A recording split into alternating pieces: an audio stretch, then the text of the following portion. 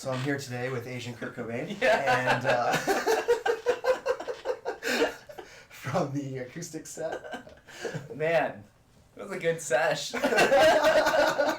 Me and Dave got into it because I was like, you're still in Foo Fighters? I thought that was just going to be a... I thought that was just Like a going to be a one-time side thing, yeah. one-time thing, but whatever. Cool. I'm still doing it 25 years later. Yeah. Okay, so how was the week? The week was good. Yeah, I was in the clinic way more. Yeah. Why don't you tell the people your struggles? It's too long of a list for a 1-hour podcast, so we're just going to skip on by that. We're making progress, slowly but surely. I would say, from the environment that you came from to the environment that it is the clinic, is run, it may not look like that from outside, especially if you're an athlete at the sports pod. It may look a little chaotic. I don't think it looks chaotic. And maybe it does to like a client side. I think you have developed systems and processes over a period of time. It's a very well-oiled machine. Yeah. You have a lot of things implemented that I'm coming into. Yeah. And I think it's just one of the, drinking out of a fire hydrant at first. Yeah. And, it's good. It's I going think good. also just like the chaos of a gym, of like an open gym, of like your space was huge. Yes. And there are so many things that are happening.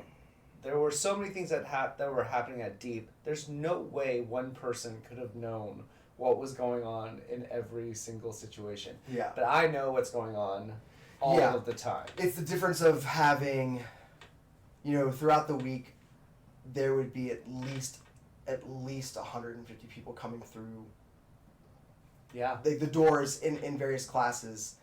And so... I mean, remember the time that homeless person stole all the lost and found stuff? Yeah.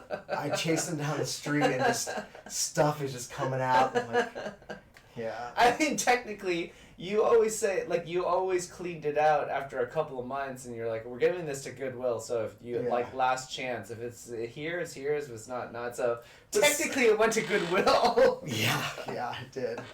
It did. My perspective on that is he needed it more than any of the members. I agree.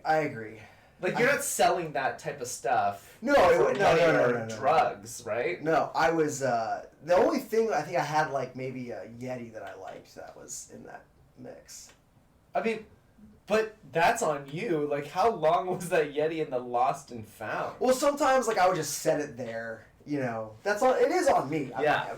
Again, I can buy a new Yeti. Yeah, you can buy a new Yeti. I would love to interview the homeless person that stole lost and found, just to see how he's doing, whether or not he's wearing any of the clothes, and if he's using the Yeti for a crack pipe. Okay, update. That's an update. Well, okay. I'll find him one day. You'll find him one day. Yeah, he's the guy in a CrossFit t-shirt. He's homeless in the alley next to the police. You know what's even crazier is that the gym was literally, the box was literally across the street from the police station. I'm not making a judgment on the police because they're probably doing stuff. Another important thing is he was wearing heels.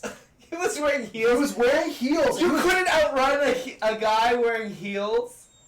Look. Yes, I could have chased him down. I had this moment where I thought to myself, what am I doing right now? Yeah. He's sprinting down, okay? He was wearing interesting garb. Let's put it that way. I'll just say I don't think his pronouns were he, him. And there were things flying out everywhere. It was just a whole mess. And I thought to myself in that split moment, what am I going to do once I catch up to this person? Right. So I just stopped. He made it across Hall Street. He was booking it. He was booking it. I'm seeing a spoon and Tupperware and stuff. He looked like Sonic the Hedgehog who got hurt, like rings are coming out. It was just spilling out. And I was just like, what am I doing? So I just turned around. I was like, oh, this is too much. It would be amazing if somebody had like videoed it on their phone and then they put the Sonic. Dude, exactly. Yeah, but like you'd have to poke him for it to like come all out. Anyways, we're just kidding. We're going down a rabbit hole here. Bad rabbit hole. I heard the new one is actually pretty good though. No idea. Okay. I know that Jim Carrey's like Spotnik or whatever. And the new Robotnik. movie. Robotnik. Spotnik. What the fuck was Spotnik? Oh, the Russian satellite. Sputnik. Sputnik. Oh God. Okay, we're 5 minutes into it. Yeah, we are 5 minutes into this today, and we are off rails. Okay, so yeah, the clinic was great.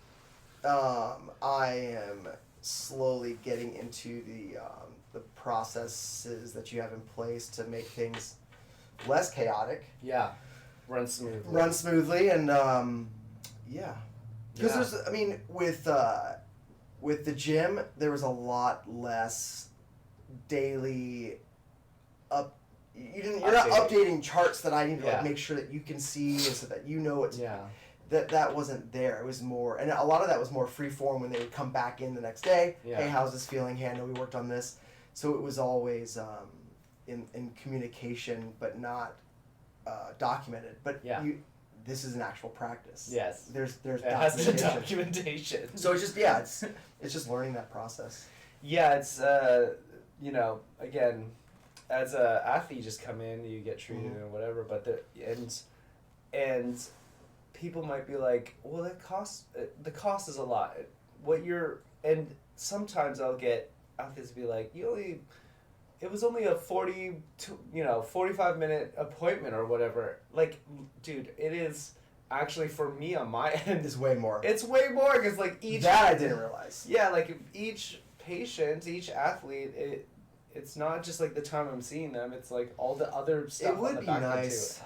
Obviously, from a HIPAA standpoint, we have to figure it out. But I do think it would be beneficial for a little bit of like behind the curtain, because what the athletes don't see is like your 2-hour lunch block. I'm like walking by, you're eating, you're talking to a microphone, and you're like dictating everything from like all the clients. And I mean, I think it might be beneficial. I bet our clients don't even realize how in-depth that their charts are. Their charts are quite in-depth. I mean, I can scroll down, I can see every single thing you worked on. I can see recommendations for me, the movie, and it helps me know what I'm going to be working on for the next appointment. So it's in depth. I would also say that coming from other practices and just seeing other practices, it's just not as in depth.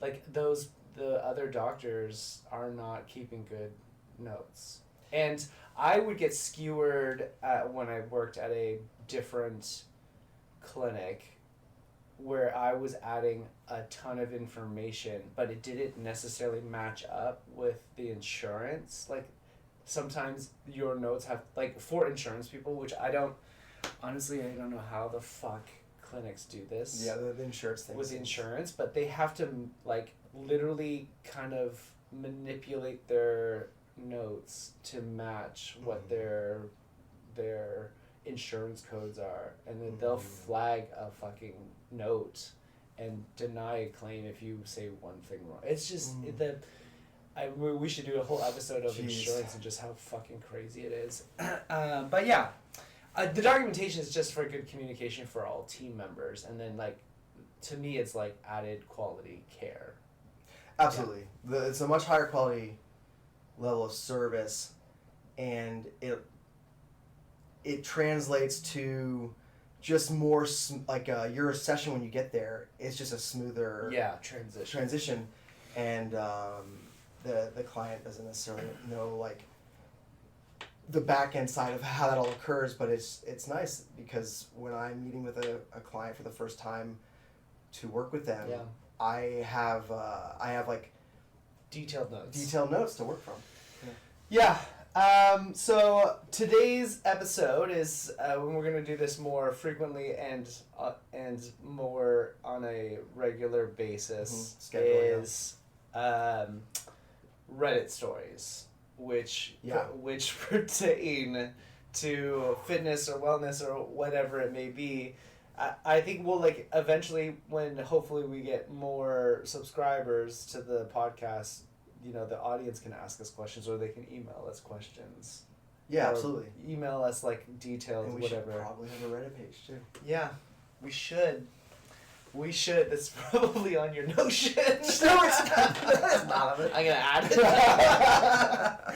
How did you just add it? I just got a notification. I have AI. It's in my brain. It's in my brain. Yeah. So we're just gonna share each other's. We've picked a couple of Reddit stories for each other. I haven't heard his Reddit stories. Correct. He hasn't heard my Reddit stories, and we'll comment on. We'll give our opinions on what we think is actually going on. Yeah. Okay. Well, I mean, you can start off. I'll start off. You got it locked. So here we go. This is from user TKYRRM. Maybe I shouldn't say their name. I mean, isn't Reddit mostly... It's all public. It's all public one, and it's so put them on blast. Pretty anonymous, no? It can be. Depends on what you have it linked to. So, can neck hump be fixed? If so, how? So this is the OP, the original poster. Yeah. He says, my friend has a neck hump due to a bad posture while working on his PC. By the way, I'm reading this word for word. This is not my terrible grammar. This is how this has been written. He would lie on the sofa and work on his laptop on his stomach hours on end. Oof, yeah. He's slightly overweight, but now he's trying to eat better and exercise. I'm not sure if any of these information is relevant, but I'm just stating it in case. Any tip, especially from those who were able to fix it, is greatly appreciated. So yes, he needs help for a friend, or she needs help for a friend who has terrible posture. So the question here is, can the neck hump be fixed? If so, how? There are so many ways to cut into this. Mm-hmm. The first way to cut into it is, there's so many questions I'd ask first.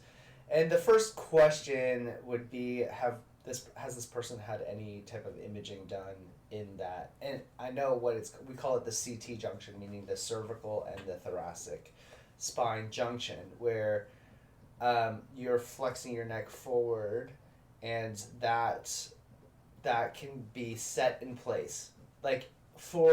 You'll see kind of that hump on old people, because they've just they've lost the bone density in their spine, and their spine legit just collapses. Yeah.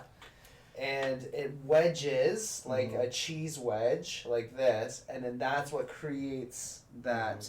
And the hump gets pronounced even further because of what we call the writing reflex. Like, your eyes don't want to always look at the ground. They want to look at the horizon. So you're going to get into that weird S position, which only accentuates the hump.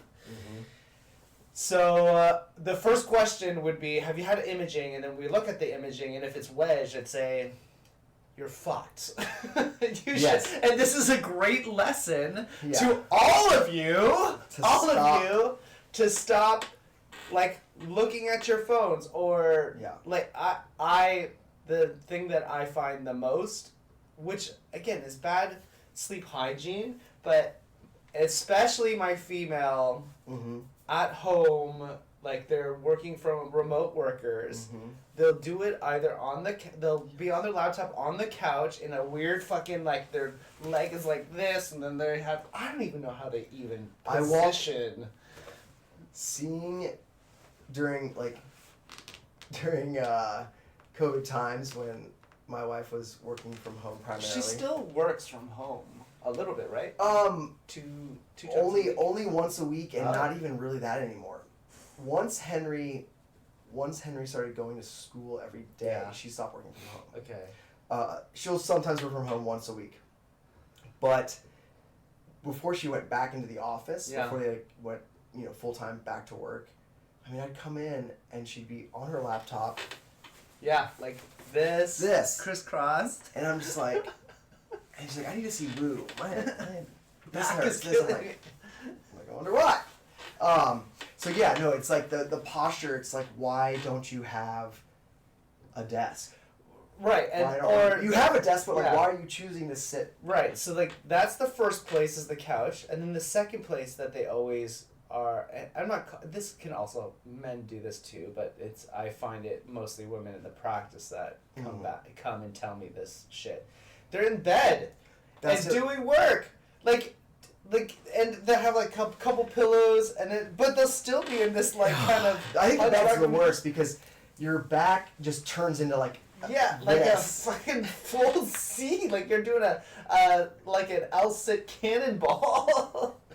It's so bad. It's so bad. Yeah, and we tell people all the time. It's like, I give someone like an exercise, or you give someone an exercise, and it's like, okay, you need to do 5 minutes here, 2 minutes in mash. Like 7 minutes is not going to counteract 6 hours of like shitty posture. So it has to be in addition to like. Postural changes. Yeah, so that's the like one you can the first solution to any problem is preventing the problem from happening in the first place. Yeah. Which is just have a proper work desk. That's all you have to do. Mm-hmm. Just have a proper work desk and work at the work desk. And it's more productive. You're not spilling work into your fucking bedroom. You're not spilling work into the living room. These are simple. There's like a lot there that we could also go through, but when you just said like keep work here, this is something I truly believe. Like your bedroom should be like a safe space. Yeah. Like like when you go in your bedroom, like there should be nothing that carries over, like from stress the day. Yeah. Like that really should just be and your brain knows these things. Like when you enter that room, this is like relaxation, this is sleep. Mm-hmm. These are the things that I'm doing when I go here. Yeah. And keep everything else somewhere else. Yeah. I agree. So that's the first solution. The second solution, so if it's not bone, like if it's not the actual vertebra, then there's ways you could do it. There's chiropractic, there are whole chiropractic limbs of like the division of the profession. There's a thing called pedibond, and pedibond is essentially like they put fucking very firm blocks into different positions where they're just essentially getting you into extension. And a part of that is just trying to decrease the tension around the soft tissue that is creating the cannonball position to get you into like an extended like that position. Yeah. And then obviously like muscle tone is really important. So like muscle tone in the front, you need to stretch. The muscle tone in the back, you need to create more tension. So doing back exercises and doing neck exercises will help. Now, will it fully go away? I don't know. I mean, I think it depends. And also, sometimes you fuck up, it actually becomes like a fat pad. Like fat will go into that area. And it needs to be surgically removed. And then it needs to be surgically removed. Yeah. So there's so many variables to it. But my best answer to this is like, don't allow it to happen. It's so easy. It's so easy. Yeah, just don't. You never want to put your body in a position continually that is like, especially forward leaning. Yeah. That I think that there's all kinds of studies on like how much your head weighs, in neutral position versus how much it weighs with just like a 5-degree tilt, and it's like so much more than you'd expect. Yeah. Like multiples. And so then you just think about the stress that has on the muscles of the neck and the upper back to support that extra weight over time. Yeah. And then the compensation that occurs. So yeah. Yeah. You want to read some of these comments and see what they say? Yeah, let's hear the comments. So this is an easy fix according to Sounds Like a Melody. Easy yoga. I'm pretty tall, and I used to make myself smaller, which had the same effect. A little lack of self-esteem at this time. On the other, oh man, I'm going to start unpacking other things. On the other hand, I always lifted my shoulders up. I'm also working on a desk. I got lots of problems with my back. Was diagnosed with arthritis. But all I needed was 20 minutes of hatha yoga, the traditional one, 3 to 5 days a week. Hot tub yoga? H-A-T-A, hatha. Hatha. Hatha. Just get a yoga app. Best, of course, is to attend a class with a teacher. Look, I agree. I think that the best solution is, I mean, you have to fight sedentary. Mm-hmm. You have to move. Moving will help a ton. And for those who say it can't be done, I mean, have you ever seen a ballet dancer with bad posture? No. No. Never. Never. Because they train to do that like 10 hours a day. Mm-hmm. And so you can train yourself to get to that position. My gymnasts don't have, generally they're on their phones all the time, but they don't have that issue. My dancers certainly don't have that issue. Well, I think that also ties into something that we tell people on a regular basis is how important strength is. Yeah. And you can put your body in quote unquote shitty positions if your level of strength is at such a point where you're not creeping into that threshold. Yeah. I think the problem, most people walk around in life and like this is their threshold for like finding, injury, Mm-hmm. and they're operating here all the time. So if they just go a little bit above that, they have a problem. But when you see like a gymnast or some of these other athletes and they don't exhibit the same problems, their strength threshold from training is so high that they can do stuff that might hurt a normal person, but it's not outside their range. Yeah.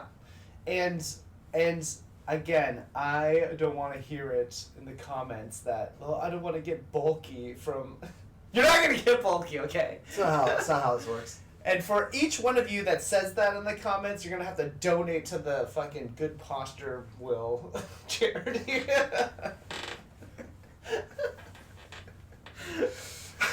Were there any more comments? Yeah, there was one that I read earlier that was cracking me up. I'm trying to find it again. Here we go.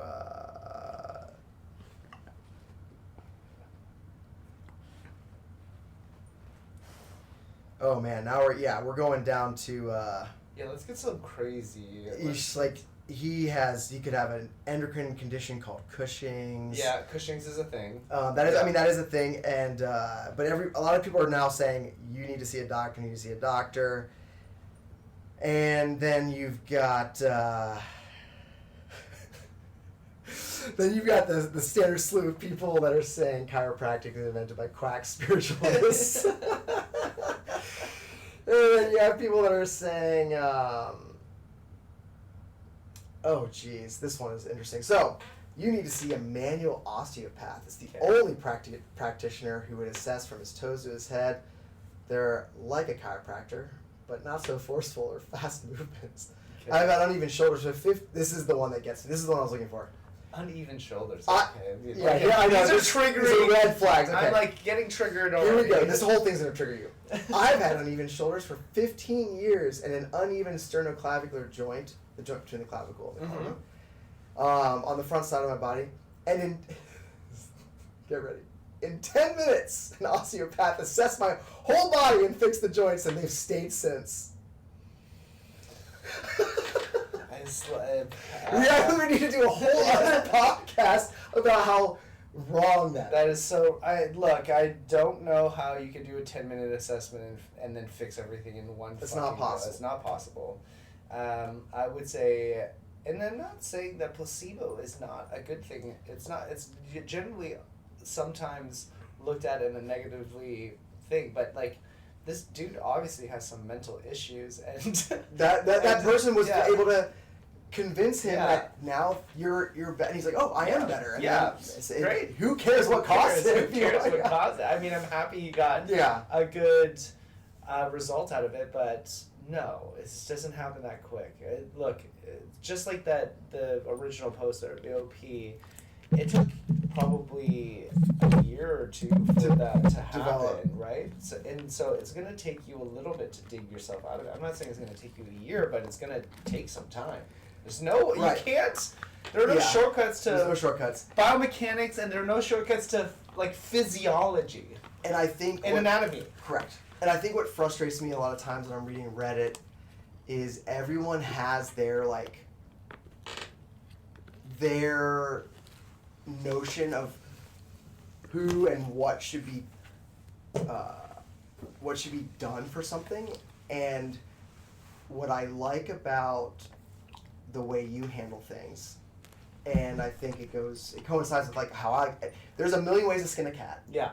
And to immediately discount anything that's not what you believe is, I think, dangerous. And you're not doing your client of any favors. So when I'm reading these comments, it's just like, don't do chiropractic, you should do this. Don't do this, you should do yoga. Like, well, how about we look at like a holistic approach? Look at everything. Look at everything. Because in some cases, you should go see a chiropractor or a PT or a or a surgeon or there's benefits to so many different professions. That's the word. So there's so many different professions and they can all help out in certain ways. So that was I knew. Worst comment. Worst. 10 minutes. Okay, I have a real good one. Okay, here we go. So this is coming from JKAJIKA. This was actually posted a year ago. Okay. The title is, I went to the gym 5 times, sometimes 6 times a week, lifting weights for almost a year and barely saw any difference in my physique. What am I doing wrong? And then the description goes as thus. Oh God, I can't wait to see the comments on this one. My goal is to get to a hot girl summer body by the beginning of summer, or at least some progress. You know the standard, toned from head to toe, snatched waist, peachy booty, legs that look like young Tina Turner. That reference already tells me how old you are. You're referencing Tina Turner? You're over 35. You're over 35. No, maybe. you're over Maybe. 55, probably. Tina Turner? It depends on the Okay, well, she also might redeem herself in this next comment. So, just round it up to Sierra's body type. So she might be 35, 40. That's my goal. I thought the problem was nutritional, so I went to a pescatarian for 5+ months. Noticed no difference. Thought it was my workout, so I purchased the Reset app by Jenna DeLon, and I followed her plan. A lot of weightlifting. Okay. Noticed no difference. I did realize I wasn't keeping track of the weights I was using for each workout, so I may have been this. Do people know how to write? People do not know how to write. So I may have been all over the place. That doesn't make sense. Yeah, have been.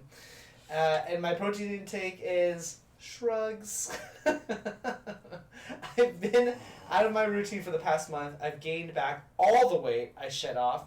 Goddamn shitty diet. But we'll be getting back into the next 2 weeks.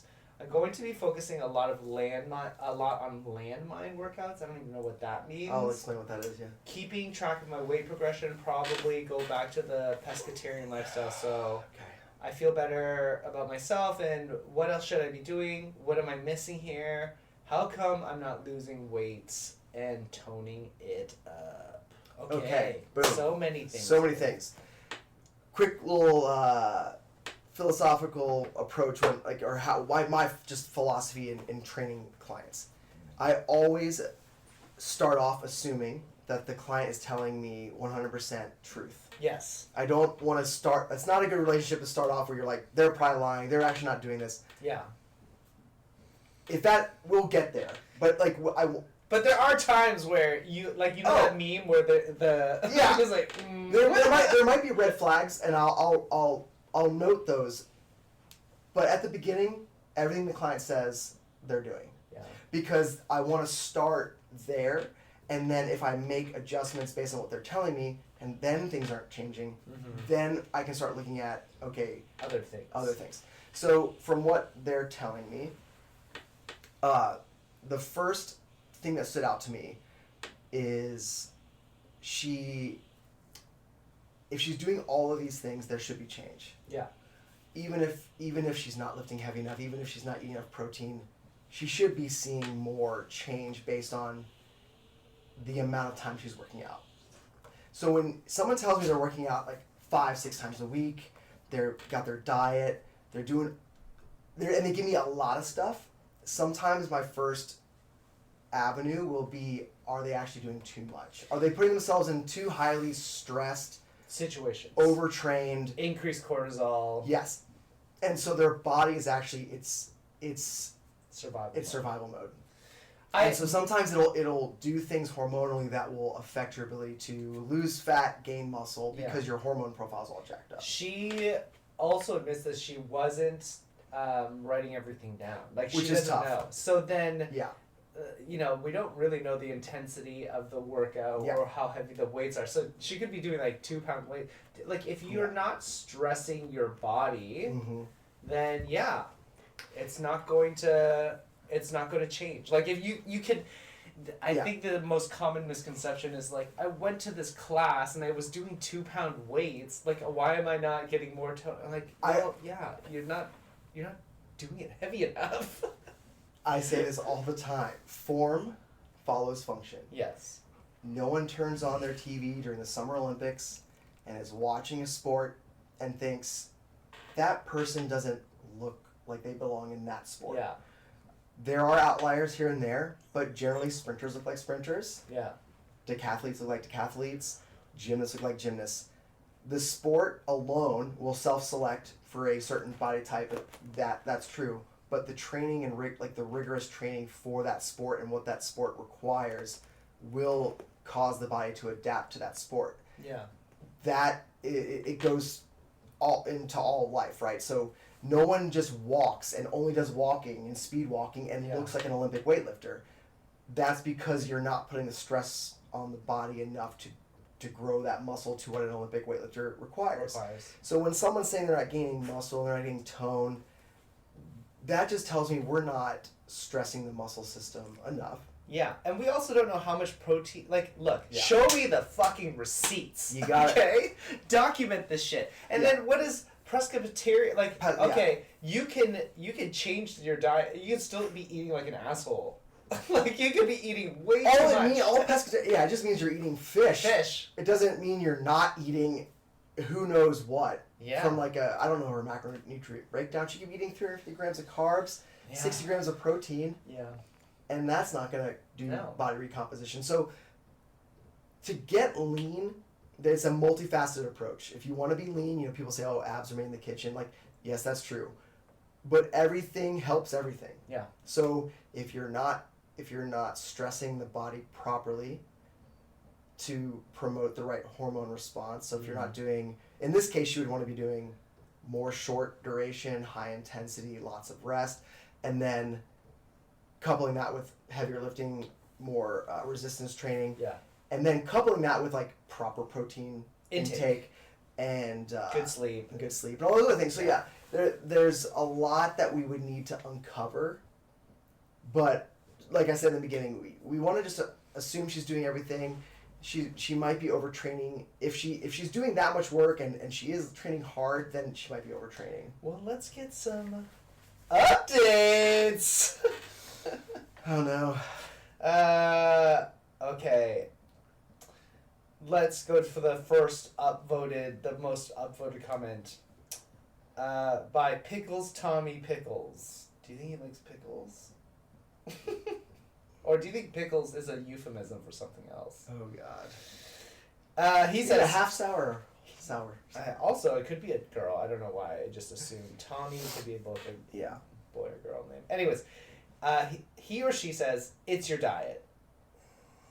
Quote, going pescatarian, underquote, tells us nothing about your diet, which we just talked about. If you're gaining weight, then you're eating way too much, period. get a food scale and start seriously tracking your calorie intakes. You need to be eating at a deficit to lose weight. Nothing else matters. Once you know you're at a deficit, then you can focus on your workout plans. And then there's a bunch of people that say, I agree. And then OP says, okay, I'm on it. I'm going to try to meal prep the hell out of this in advance. Hell yeah. I don't like spending a lot of time in the kitchen, and honestly, weighing my food sounds annoying, but the love of Sierra's body, let's fucking go. I mean, I love the intensity. Yeah. The passion. And then she also writes down, she says, I also used to be very, very averse to food scales. This is that meme. But within... What did a food scale ever do you? Yeah. But within 3 to 5 weeks, I was able to eyeball all the foods in my normal rotation. Yeah, so that's exactly... That's why we tell people at some point, you don't have to do it forever. I don't think anyone's ever telling you to weigh and measure your food forever. But if you just do it for a few months, you'd be surprised how easy it is to just remember ballpark things better. Yeah, okay. Another comment. You can check out simple macro calculation on the Googs. Is that what people are calling Google I now? hope not. And instead of scales, just use nutrition info on the package or on a food list for macro amounts as another option. My comment on that is actually you should be doing this.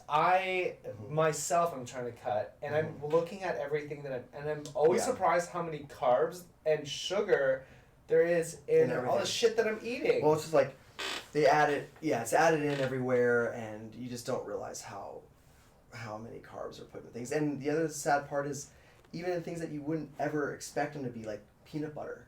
Yeah. Go to the store and find peanut butter that doesn't have sugar added. Like, why is there sugar in my peanut butter? But if you've never turned it around and looked, there's like cane sugar, or like sugar, like other in peanut butter to make it, kids like it more. Kids like it more. And so it's crazy.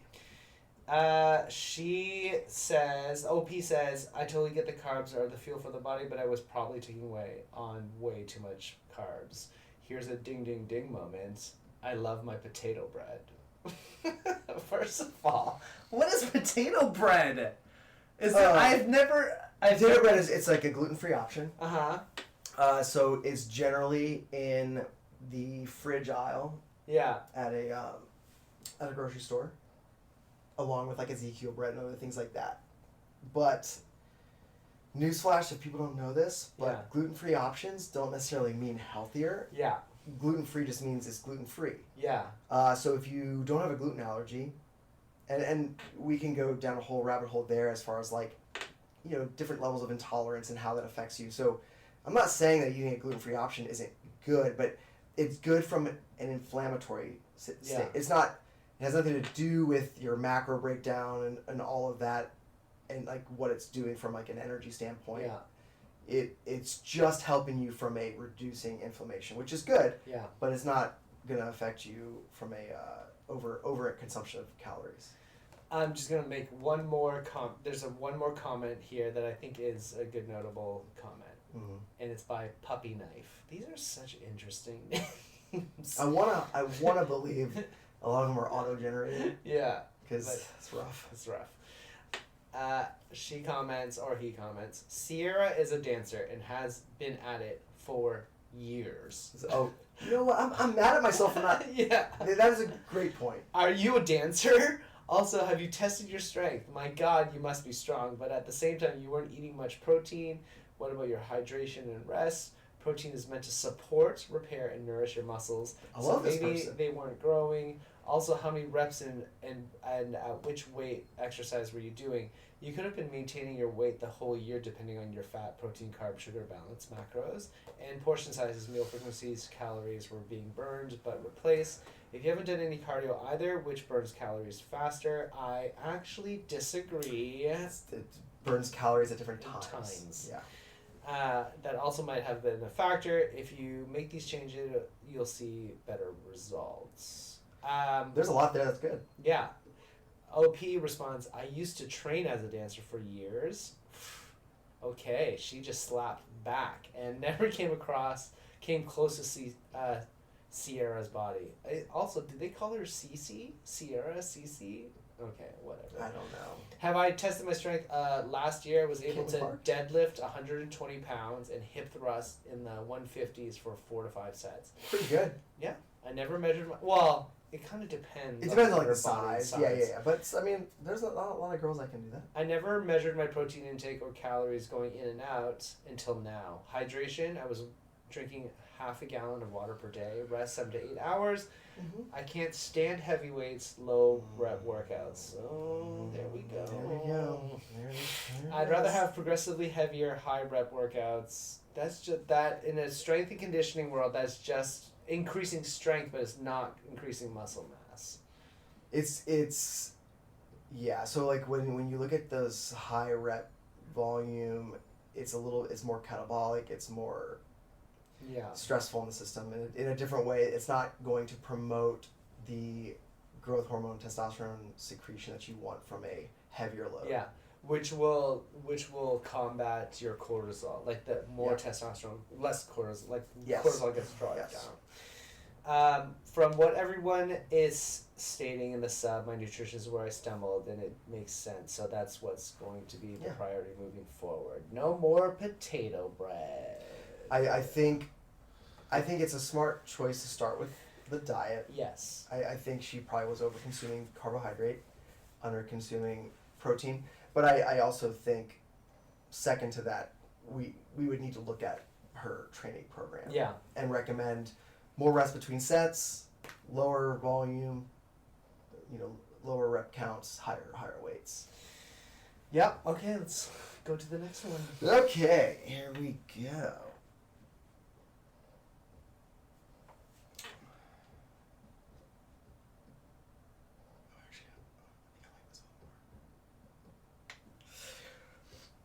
Deadlifts and squats, are they bad for your back? I went to a chiropractor the other day for an adjustment due to pain in my upper and lower back. I told the chiropractor that I weightlift, and she recommended that I should not deadlift or squat and stated that they are bad for your back with poor form in parentheses. So why isn't she teaching her good form?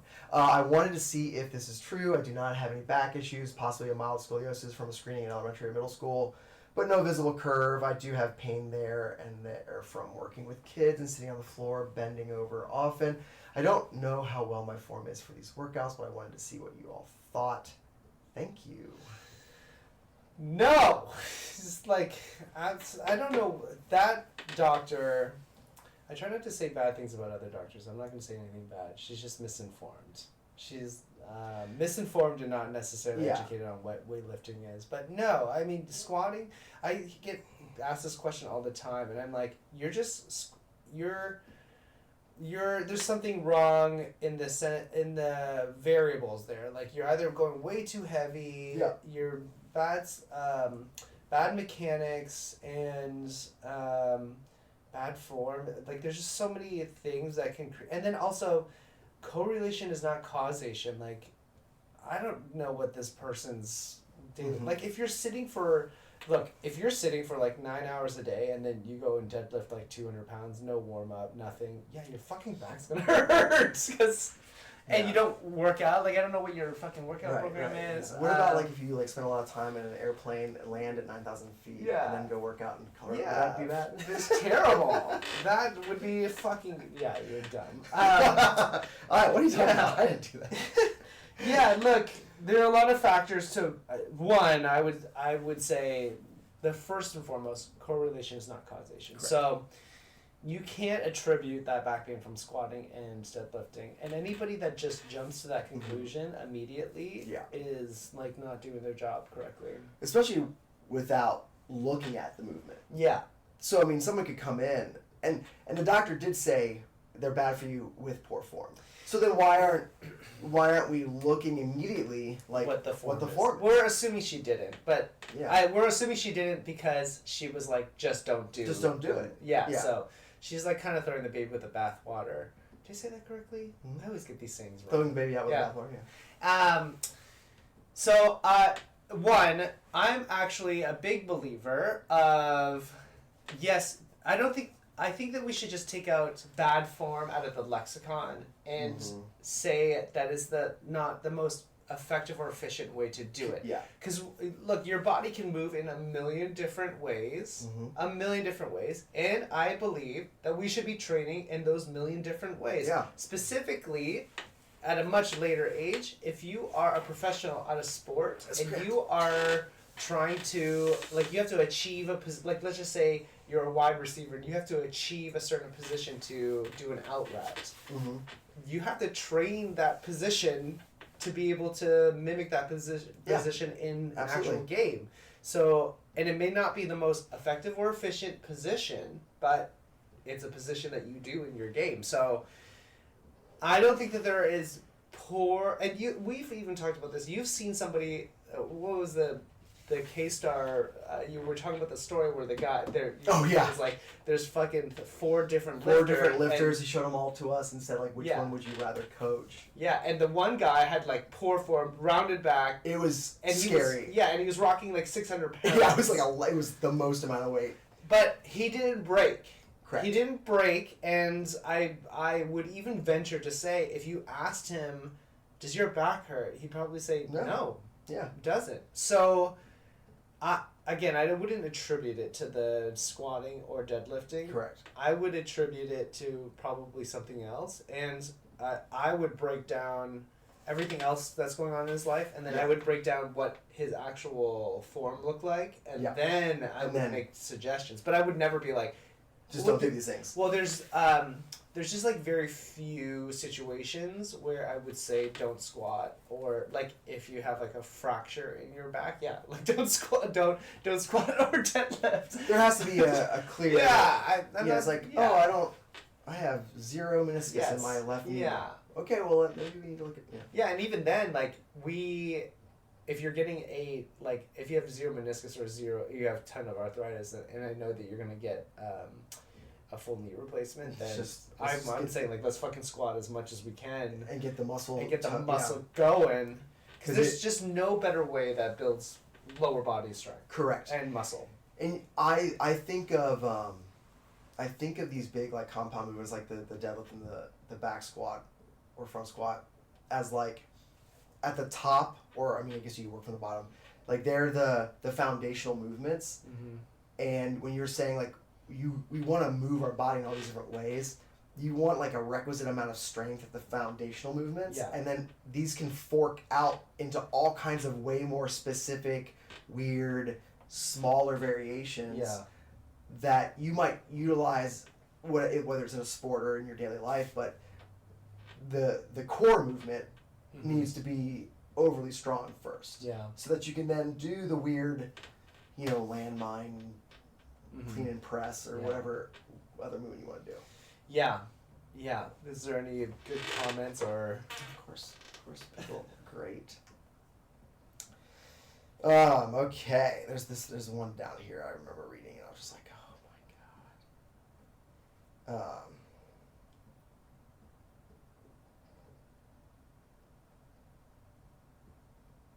No, this is the one I was looking for, but it is also, I didn't see this one yet.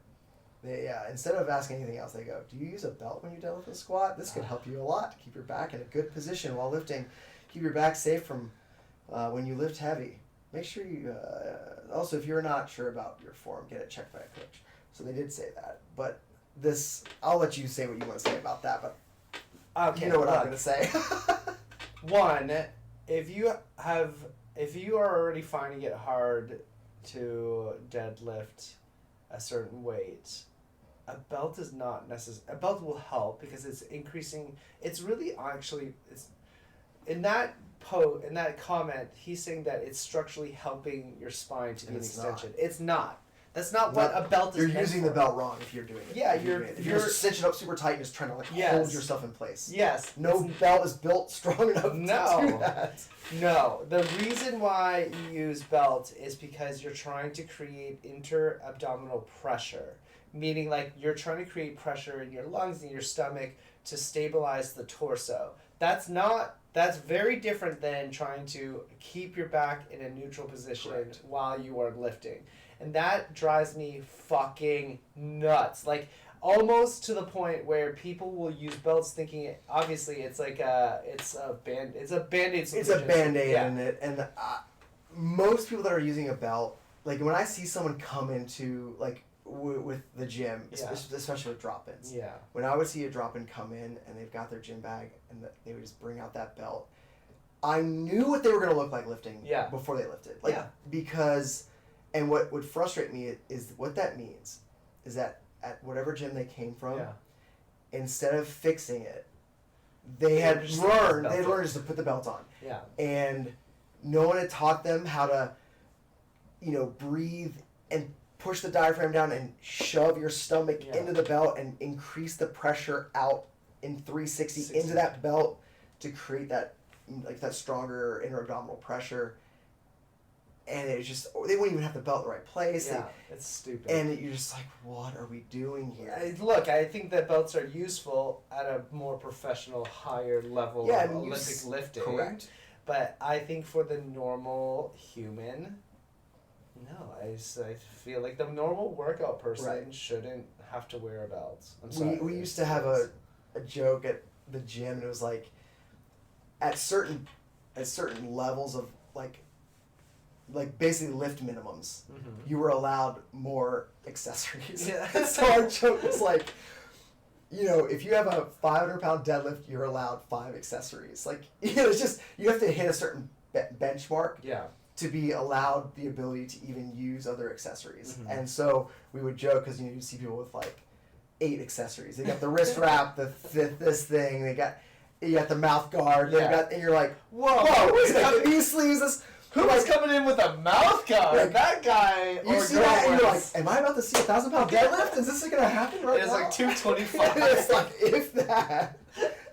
They're like smelling salts. Like, you're like, whoa, chill out. I would ask the person who has the mouth guard, like, what do you think is happening here? Do you think? I don't know. I've never seen anybody at weightlifting rock a mouth guard. The mouth guard's big right now. For why? Why? Well, you ask them. It's like asking a vegan. They'll tell you all the benefits of it. Yeah, there's stuff about just the alignment of the jaw, and they'll tell you that the alignment of the jaw, how that helps with the central nervous system and all kinds of stuff there. They'll say, again, it's like tension creation. I've been told a lot of different theories as to why it helps. Some of them I've been like, maybe. One of them is placebo. Yeah. Which, I mean, it doesn't matter. If it works, it works. If it works, it works, man. I agree. The other thing is, when you have a mouth guard in, you tend to nose breathe. Of all of them, I think that's probably the most beneficial. Like, if you have a mouth guard in, you're closing your mouth, you're holding the mouth guard, it's forcing you to nose breathe, which means you're going to expand your lungs more fully. So from a training aspect, I would agree with that. Yeah. Getting more people to nose breathe when they're working out is good. But yeah, you just see kinds of crazy contraptions that people come in, and you're just like, why don't we just get stronger? Yeah. And like or do accessory work. Or do accessory work. Yeah, that Reddit is just it's so great. Wow, that is just that it does come up often in the clinic, and I'm having to say that I might as well just put a sign up. Maybe we should do it. We should have a standard. There should be a standard. There should be a standard. That's the issue. There's no standard, and no one knows the standard. What would the standard be? Well, it's the standard and the purpose. Like, what every piece of equipment that you use to aid in whatever you're doing should have a purpose. You should know what that purpose is, right? Yeah. So like gymnasts that use wraps, like there's a purpose there. Yeah. Weightlifters that use straps, like that's a huge pet peeve of mine. Yeah. Is every time you're doing any lift, you've got straps on, like you're losing hand grip strength every time you do that. Yeah, people don't know the purpose of it. The purpose for Olympic weightlifters, the reason why they use straps, is because when you lift 5 days a week, your hands get torn the F up. And so it's a way to allow you, when your hands get jacked up, you put them on so you can continue the work to train. If 80% it's not doable because your hands hurt, but it's not there to just use all the time. Yeah. So anyway, there's I think, yeah, it's two things. Like people should know what the purpose is, and people should understand, like, hey, at this level, there's no reason to be using this. No, and it's kind of like